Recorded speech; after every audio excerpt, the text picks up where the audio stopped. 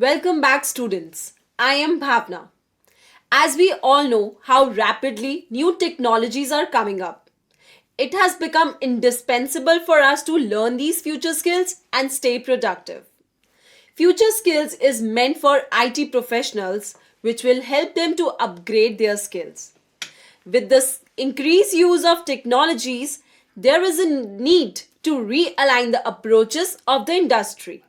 Your journey in the field of future skills begins as a learner by exploring the platform where you can search for technologies yourself. You can follow technology to get daily learning insights. The contents are arranged to show a description of that job role through a job role card and the skills required for that job role. There is an option to personalize learning journey by choosing job role and skills that interests you. Future Skills is a simple yet powerful platform which can go a long way in future proofing your career. We have been listening about smart bulbs, smart fans, smart ACs and other smart home appliances. But do we know the technology behind it? IoT or Internet of Things is a network in which all physical objects are connected to the internet through network devices and exchange data. IoT allows objects to be controlled remotely across existing network infrastructure. The goal of IoT is to extend the internet connectivity from standard devices like computer, mobile, tablet to relatively dumb devices like a toaster. Advancements in medicine, power, gene therapies, agriculture, smart cities, and smart homes are few examples where IoT is strongly established. There are four fundamental components of IoT system. First one being sensors or devices.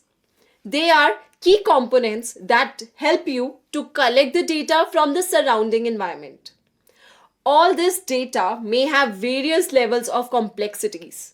It could be a simple temperature monitoring sensor or it may be in the form of the video feed. Next up, we have connectivity. All the collected data is sent to a cloud infrastructure. The sensors should be connected to the cloud using various media of communication. These communication media include mobile or satellite networks like Bluetooth, Wi-Fi, WAN, etc. Then we have the data processing. Once the data is collected, it gets to the cloud and the software performs processing on the gathered data. This process can be just checking the temperature, reading on devices like AC or heaters. However, it can sometimes also be very complex, like identifying objects using computer vision on the video. Last but not the least, we have user interface. The information has to made available to the end user in some ways. This can achieve by triggering alarms on their phones or notifying through text or emails. Also, a user sometimes might also have an interface or app through which they can actively check in on their IoT systems. IoT has multiple advantages in form of technology optimization, reducing waste, improved customer management, and improved data collection.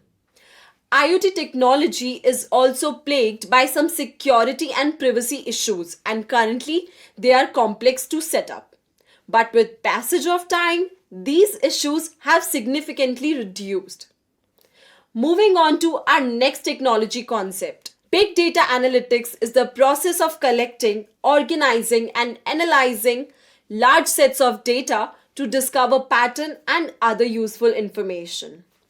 Big data analytics can help organizations to better understand the information contained within the data and will also help identify the data that is most important to the business and future business decisions.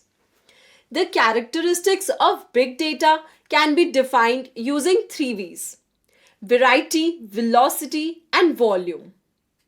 While in the past, data could only be collected from the spreadsheets and databases, today the data comes in an array of forms such as emails, PDFs, photos, etc. So, based on the variety, the data can be structured, semi-structured, or unstructured. Velocity refers to the speed at which it is created in real time. Consider a search engine like Google, where billions of users make billions of requests per second. So, big data also indicates huge volume of data that is being generated on a daily basis from various sources like social media platforms, business processes, machines, networks, etc. So, big data has found applications in multiple fields like governance, healthcare, banking, manufacturing, and many more. The next concept of computing we are going to talk about is cloud computing. Cloud computing does not mean that the data is stored in the clouds. It means that the data is stored in servers that are far away from where we can access the data. The name comes from the use of clouds as an abstraction for the complex infrastructure. It contains in system diagrams. So, cloud computing entrusts services with the user's data, software, and computation over a network. Some essential characteristics of cloud computing are as follows: on-demand self-services. So, the user can access the cloud services as and when they require without the intervention of any other human. Broad network access. Cloud services can be accessed from multiple clients and platforms like computers, smartphones, tablets, etc. Resource pooling. The server resources can be pooled amongst multiple users. That is, multiple users can use the same system at any given time. Rapid elasticity. The user should have control over how much cloud resources they want to use. Consider we put up a machine with 8 GB of RAM on cloud computer. Now the user should have control to reduce the RAM to 4 GB and also increase the RAM to 16 GB wherever they require. So measured service. The user should be charged for only the services and resources they use and only for the time that they use it. Now, how many types of clouds are there? There are 3 types of cloud deployments categorized based on an organization's ability to manage and secure assets. First is public cloud. These are managed by third party which provides cloud services over the internet to the public. They offer solutions for minimizing IT infrastructure costs. A public cloud is meant to serve multiple users, not a single customer. Then there are private clouds.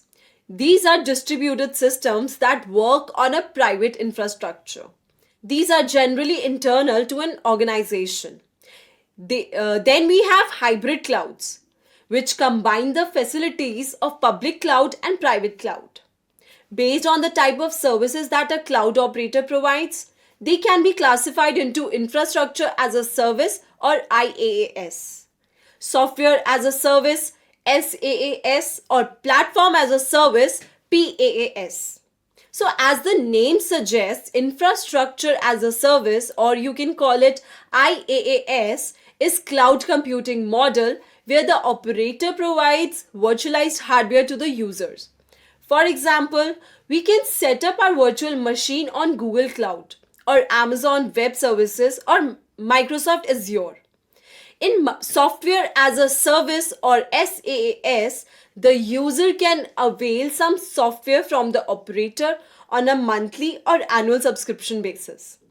One very common example of SaaS is Microsoft 365. Platform as a service is where the user can use the operator's development platform to develop and manage the software. So some key players offering PaaS are Bluemix, CloudBees, Salesforce.com, etc. The applications of cloud computing are limitless.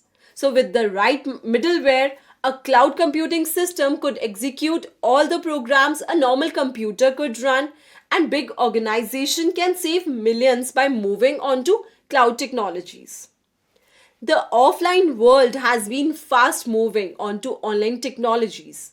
So, another major technology that tries to mimic the real world online is virtual reality. Virtual reality or VR is a computer interface which tries to mimic the real world beyond the flat monitor to give an immersive 3D visual experience. It is an artificial environment that is created with software and presented to the user in such a way that the user suspends belief and accepts it as a real environment. So, VR technology is applied to advanced fields of medicines, engineering, education, design, training, and entertainment. VR also has found great adoption in gaming in the form of VR headsets like Oculus, Microsoft HoloLens, and many more. In this video, we learnt about various future technologies like IoT, cloud computing, and virtual reality. We will meet again in the next video wherein we will talk about some more technologies like AI, 3D printing, blockchains, and many more. Till then, this is Bhavna signing off. Have a great day.